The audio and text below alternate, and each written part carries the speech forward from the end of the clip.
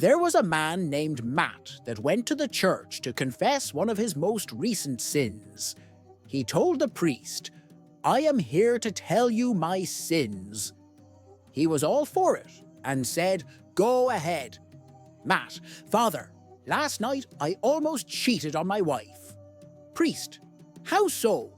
Matt, "We were together, but we didn't do anything. Just rubbed each other, that's all."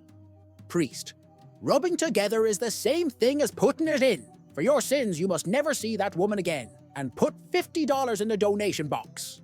Matt, "Okay, I promise not to see her again." Then Matt walks out the door. Priest, "Hey, I saw you. You didn't put any money in the donation box." Matt, "Yes, I did. I took the money and rubbed it against the box, because you said rubbing it is the same thing as putting it in." One stormy night, a little sister got scared and ran into her brother's room. "Can I sleep here tonight? The thunder is really scary," she asked. Her brother, half asleep, replied, "Sure, just don't tell Mom." She climbed into bed, and after a moment she curiously pointed under the covers. "What's that?"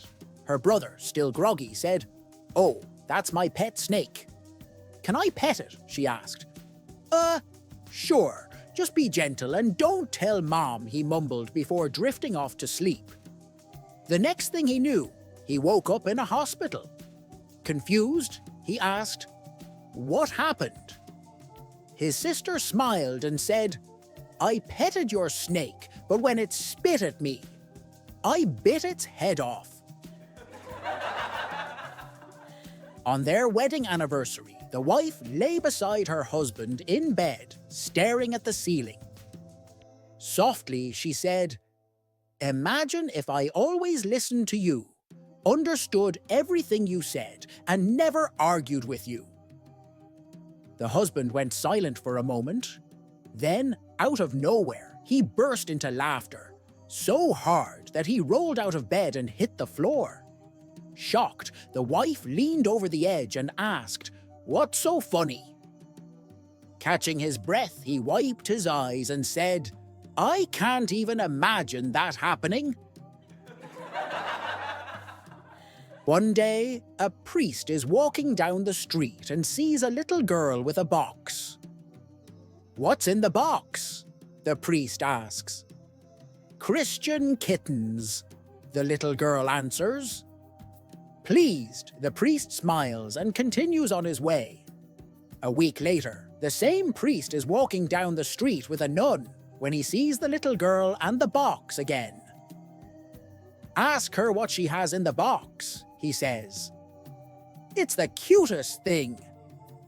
The nun walks up and asks the girl what she has in the box. "Atheist kittens," she says. The priest rushes forward and says, "Atheist kittens? Last week you said they were Christian kittens."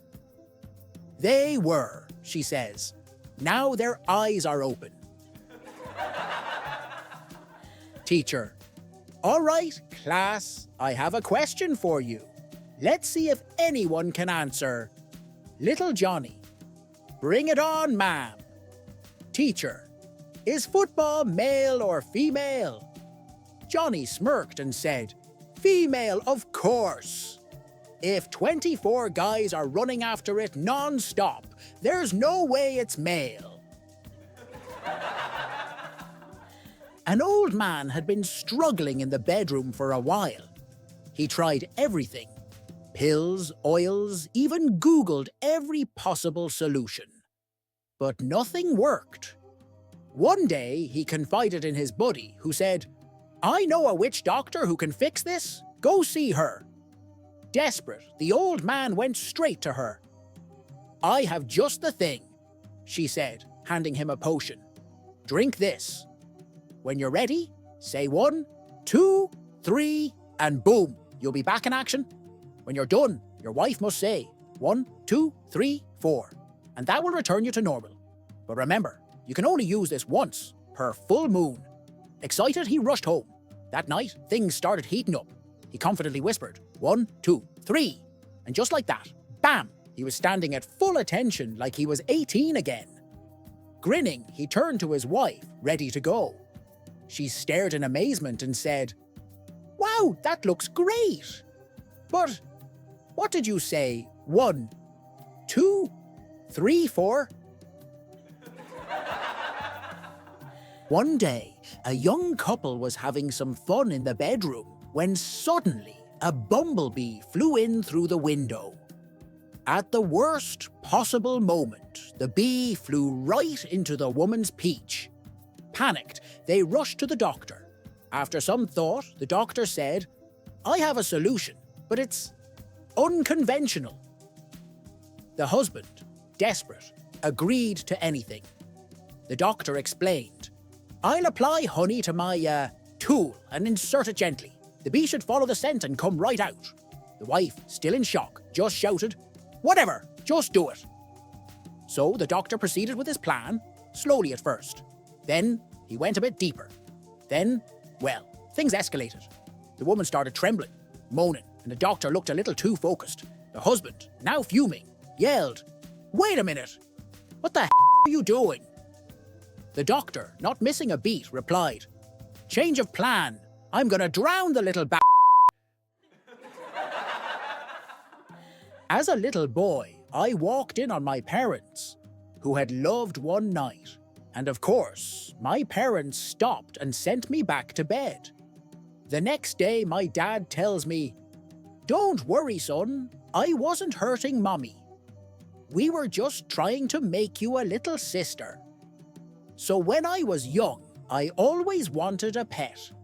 I then looked at my father and asked, "Could you do mommy doggy style next time? I want a puppy."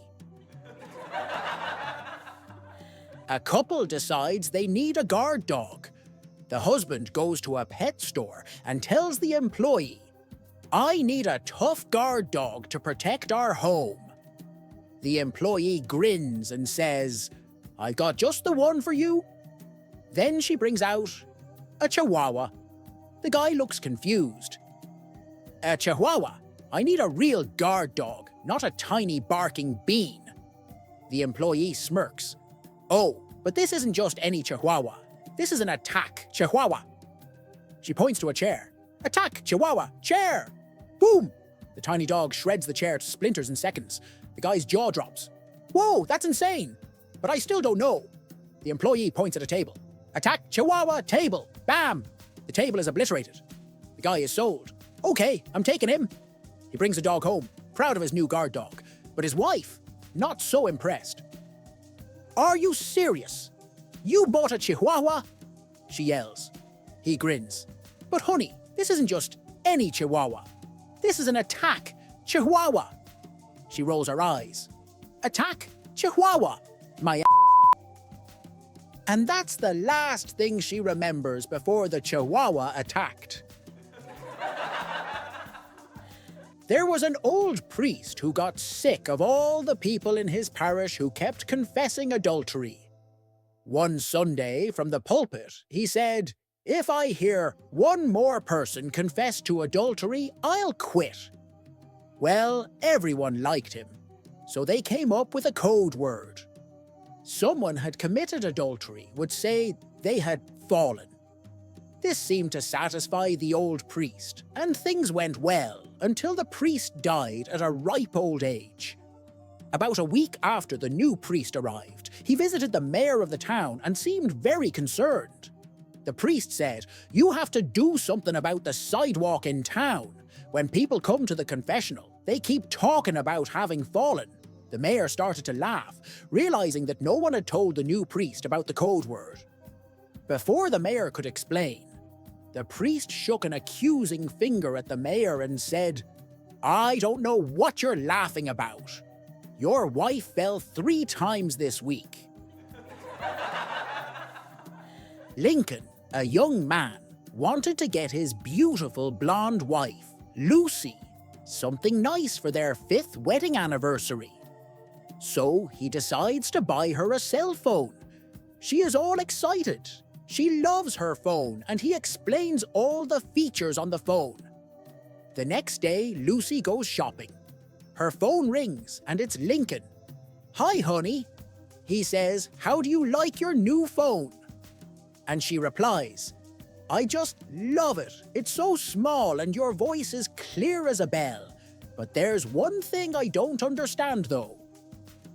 "What's that, baby?" asks the husband. "How did you know I was at Walmart?" asked Lucy. A man is dining in a fancy restaurant and there is a gorgeous redhead sitting at the next table.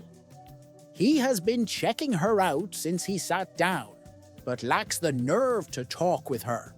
Suddenly, she sneezes, and her glass eye comes flying out of its socket towards the man. He reflexively reaches out, grabs it out of the air, and hands it back. "Oh my, I am so sorry," the woman says as she pops her eye back in place. "Let me buy your dinner to make it up to you," she says. They enjoy a wonderful dinner together, and afterwards they go to the theatre, followed by drinks. They talk, they laugh. She shares her deepest dreams and he shares his. She listens. After paying for everything, she asks him if he would like to come to her place for a nightcap and stay for breakfast. They had a wonderful, wonderful time. The next morning, she cooks a gourmet meal with all the trimmings. The guy is amazed. Everything had been so incredible. "You know," he said, "you are the perfect woman. Are you this nice to every guy you meet?" "No," she replies. "You just happened to catch my eye." An elderly couple had dinner at another couple's house, and after eating, the wives left the table and went into the kitchen. The two gentlemen were talking, and one said, "Last night we went out to a new restaurant, and it was really great. I would recommend it very highly." The other man said, "What is the name of the restaurant?" The first man thought and finally said, "What is the name of that flower you give to someone you love? You know, the one that's red and has thorns." "Do you mean a rose?" "Yes, that's the one," replied the man. He then turned towards the kitchen and yelled, "Rose, what's the name of that restaurant we went to last night?" A woman announces to her friend that she is getting married for the 4th time. How wonderful! But I hope you don't mind me asking what happened to your first husband. He ate poisonous mushrooms and died. Oh, how tragic. What about your second husband? He ate poisonous mushrooms too and died. Oh, how terrible. I'm almost afraid to ask you about your third husband. He died of a broken neck. A broken neck? He wouldn't eat the mushrooms. A bus full of nuns goes off a cliff, and they all arrive at the gates of heaven where St. Peter is waiting for them. "Sisters, welcome to heaven," St. Peter says.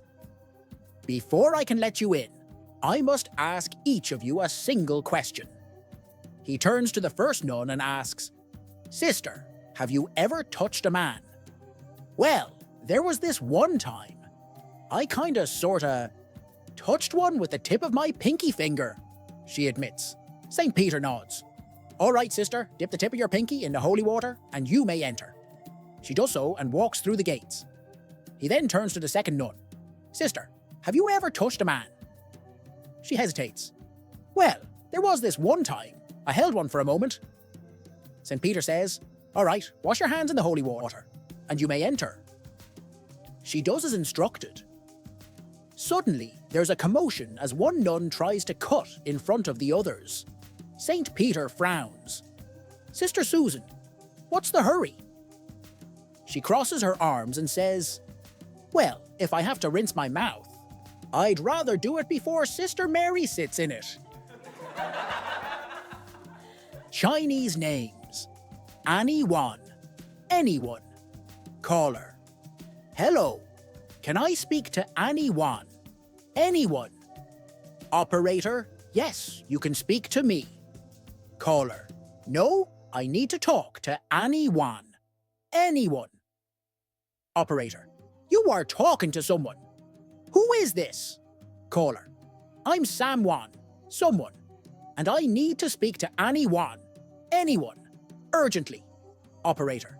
I understand you are someone, and you want to talk to anyone. But what's the emergency? Caller. It's about our brother Noel Wan. No one. He was in an accident. Operator. Wait. So no one was in an accident? Caller. Yes, Noel Wan. No one. Got hurt and is being taken to the hospital. Operator. If no one got hurt and no one is going to the hospital, then what's the problem? Caller. You're not listening. This is serious, man. Operator. Look, I don't have time for jokes. Who are you again? Caller. I'm Sam Wan. Someone. Operator. Well, I'm Saw Lee. Sorry. Caller. Yes, you should be sorry. Now tell me your name. Bob returned from a doctor's visit and told his wife, Alma, that the doctor said he only had 24 hours to live. Wiping away her tears, he asked her to make love with him. Of course she agreed, and they made passionate love. 6 hours later, Bob went to her again and said, Honey, now I only have 18 hours left to live. Maybe we could make love again? Alma agreed, and again they made love. Later, Bob was getting into bed when he realized he now had only 8 hours of life left. He touched Alma's shoulder and said, Honey, please? Just one more time before I die. She agreed. Then afterwards, she rolled over and fell asleep. Bob, however, heard the clock ticking in his head, and he tossed and turned until he was down to only 4 more hours. He tapped his wife on the shoulder to wake her up. Honey, I only have 4 hours left. Could we... His wife sat up abruptly, turned to him and said, Listen, Bob, I have to get up in the morning for your funeral, and you don't have to get up. Little Johnny is walking around the house when he peeks into his parents' room and catches them in the middle of something. Shocked, he asks, What are you guys doing? His parents quickly respond, Nothing. We're just making cake, and send him away. A little while later, Johnny hears strange noises coming from his brother's room. He walks in and catches his brother and his girlfriend in a similar situation. Again, he asks, What are you guys doing? His brother shouts, Get out! We're making cake! Confused but not wanting to get in trouble, Johnny leaves and goes to his room. The next day, the whole family is sitting at the dinner table when Johnny turns to his sister and says, So, you and your boyfriend were making cake last night, huh? Shocked, his sister gasps, What? How did you know? Johnny grins and says, Because I licked the icing off the couch. Little Johnny's teacher gives the class an assignment. Learn the ABCs. Excited, Johnny goes home and asks his mom, who's busy cooking. Mom, what's the first letter of the ABCs? She's distracted and shouts, Shh, be quiet, I'm cooking. A little confused, Johnny moves on and finds his sister singing in the shower. Sis, what's the second letter of the ABCs? She sings loudly, I'm ready to go, I'm ready to go. Next, Johnny goes to his brother, who's watching his favorite superhero show. Hey bro, what's the third letter of the ABCs? His brother, fully focused on the TV, just sings along. Nah, nah, nah, nah, Batman. Still determined to finish his assignment, Johnny asks his dad, who's watching football, Dad, what's the fourth letter of the ABCs? His dad, caught up in the game, yells, 95! Hit him hard!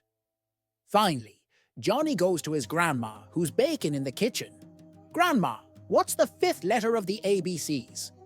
She smiles and sings, My buns are red hot, red hot. The next day, Johnny goes to school, eager to share what he's learned. The teacher asks, Class, who can tell me the first letter of the ABCs?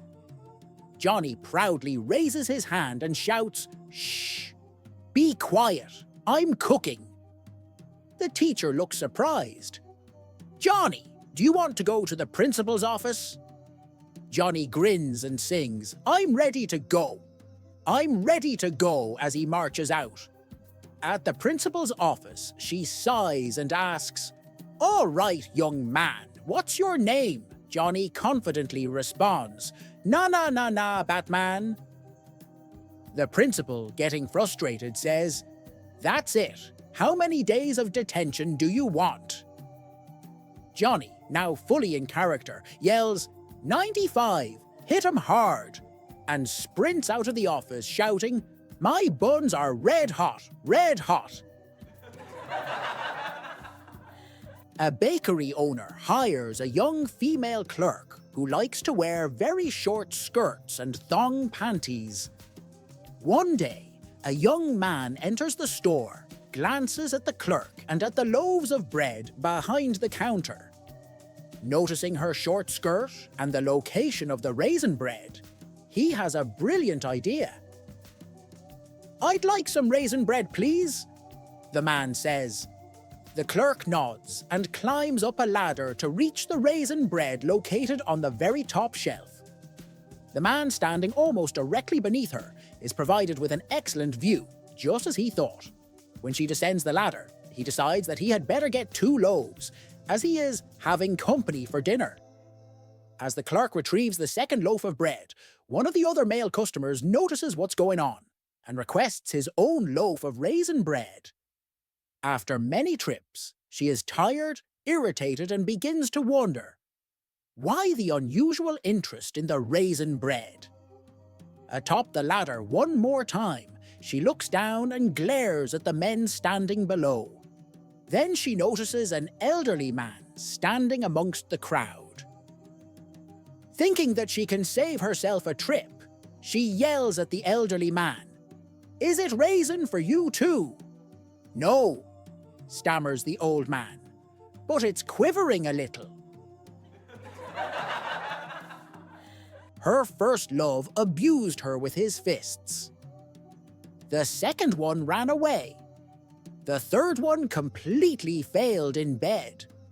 But she still feels lonely and doesn't want to stop believing in love. So she posted an ad on a newspaper with her story that she was still available.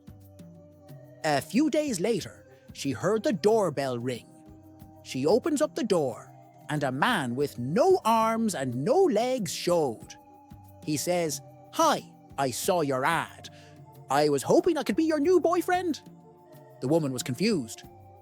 "What makes you think you're going to be better than my last 3? She inquired. "Well," he began, "I have no arms, so I won't abuse you. I have no legs, so I won't abandon or run away from you. But how are you in bed?" she asked, and his response was, "Well, I rang the doorbell, didn't I?" An old man calls his son and says, "Listen, your mother and I are getting divorced. 45 years of misery is enough." "Dad, what are you talking about?" the son screams. "We can't stand the sight of each other any longer," he says. "I'm sick of her face, and I'm sick of talking about this, so call your sister and tell her," and he hangs up. Now the son is worried. He calls his sister. She says, like they're getting divorced. She calls their father immediately. "You're not getting divorced. Don't do another thing. The two of us are flying home tomorrow to talk about this. Until then, don't call a lawyer. Don't file a paper. Do you hear me?" She hangs up the phone. The old man turns to his wife and says, "Okay, they're both coming for Christmas and paying their own airfares." I went downstairs for breakfast hoping my wife would be pleasant and say, "Happy birthday," and possibly have a small present for me. As it turned out, she barely said good morning, let alone happy birthday. I thought, well, that's marriage for you, but the kids, they will remember. My kids came bouncing downstairs to breakfast and didn't say a word. So when I left for work, I felt pretty low and somewhat dejected. As I walked into my office, my hot boss, Sam, said, "Good morning, and by the way, happy birthday." It felt a little better that at least someone had remembered. I worked until 1 o'clock, when Sam knocked on my door and said, "It's such a beautiful day outside, and it is your birthday. What do you say we go out to lunch, just you and me?" I said, "Thanks, Sam, that's the greatest thing I've heard all day. Let's go." We went to lunch. But we didn't go where we normally would go. She chose instead a quiet bistro with a private table. We had 2 red wines each and I enjoyed the meal tremendously. On the way back to the office, Sam said, "It's such a beautiful day. We don't need to go straight back to work, do we?" I responded, "I guess not." "What do you have in mind?" She said, "Let's drop by my place. It's just around the corner." After arriving at her house, Sam turned to me and said, "If you don't mind, I'm going to step into the bedroom for just a moment. I'll be right back." "Okay," I nervously replied. She went into the bedroom and, after a couple of minutes, she came out carrying a huge birthday cake, followed by my wife, my kids, and dozens of my friends and coworkers, all singing happy birthday. And I just sat there, on the sofa. Late at night, a divorced man has a phone call from the police station. They tell him that he should show up because his ex-wife was arrested. So the man goes to the police station and finds her ex-wife there with the police. "Hey, what's wrong?" he says. The police chief gestures to the ex-wife to explain it. "Nothing," she says. "You know, when we separated, I rented a storage unit to keep some of my stuff there temporarily, including my woodworking tools. Well, I was arrested after someone from my workplace overheard me saying that ever since my divorce I'd been keeping my axe in a storage unit." There was a family. The father's name was Mad, the mother is Brain, the brother's name is Nobody, and the sister's name is Everybody. One day, Nobody killed everybody, and the father ran to the police's office and screamed, "Nobody killed everybody!" "Sir, are you okay?" the police asked. "I said, nobody killed everybody!" The father yelled even louder. "Are you mad?" the police asked. "Yes, because my name is Matt," the father exclaimed. "Where's your brain?" asked the police. "At home because my wife's name is Brain," the father said. The police fell down due to the confusion. Bob and a few of his coworkers go out to lunch to celebrate Bob's birthday. Bob, Tim, and Susan are sitting together in the booth when the waitress approaches. She hands them their menus and says, "Good afternoon, fellas. Welcome to Ruby Taste Kitchen. Before we get started, might I ask if you're here to celebrate a special occasion?" Susan pipes up, "It's Bob's birthday." "Oh well, happy birthday. Make sure you save room because you'll get a free dessert." Tim and Susan smile and nod, but Bob looks a bit confused. He asks her to repeat herself. "Sure thing, happy birthday. Save room and you'll get a free dessert." There's a moment of silence before Bob says, "Vroom, vroom." Bob was in trouble. He forgot his wedding anniversary. His wife was really angry.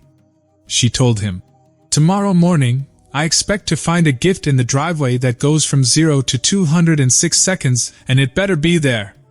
The next morning he got up early and left for work. When his wife woke up, she looked out the window, and sure enough there was a box gift wrapped in the middle of the driveway. Confused, the wife put on her robe and ran out to the driveway, brought the box back in the house. She opened it and found a brand new bathroom scale. Bob has been missing since Friday. Little Sally found out that she had hair on her private area and went up to her mom and asked, "Mom, I have hair on my privates. What is it?" "Oh honey, that's your monkey," the mom says. So little Sally runs up to her big sister and says, "My monkey has hair on it." So the sister replies with a laugh, "You think that's cool? My monkey is already eating bananas." Robert, 85, married Jenny, a lovely 25-year-old. Since her new husband is so old, Jenny decides that after their wedding she and Robert should have separate bedrooms, because she is concerned that her new but aged husband may overexert himself if they spend the entire night together. After the wedding festivities, Jen prepares herself for bed and the expected knock on the door.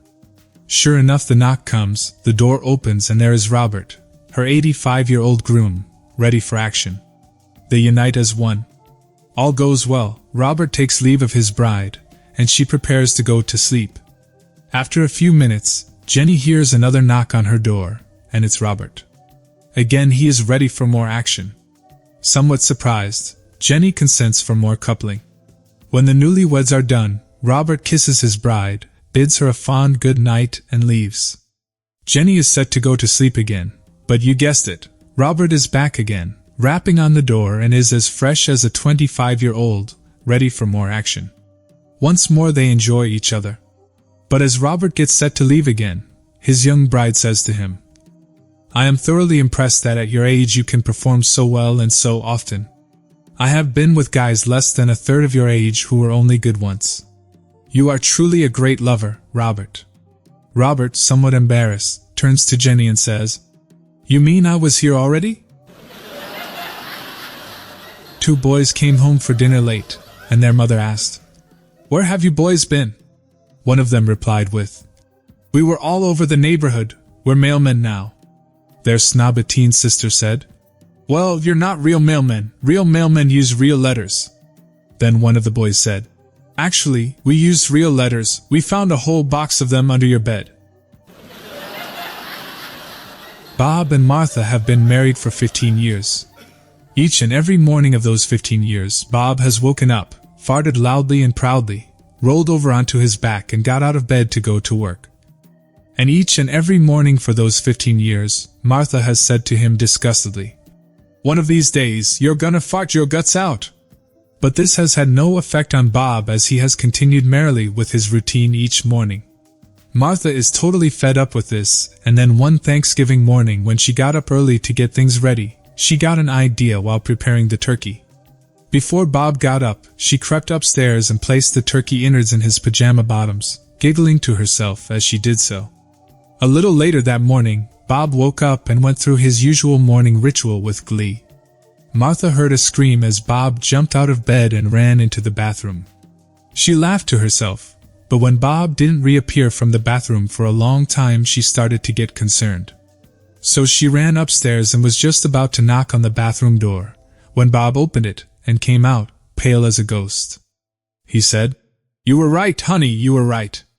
I did fart my guts out, but by the grace of God and these two fingers I got them back up there again."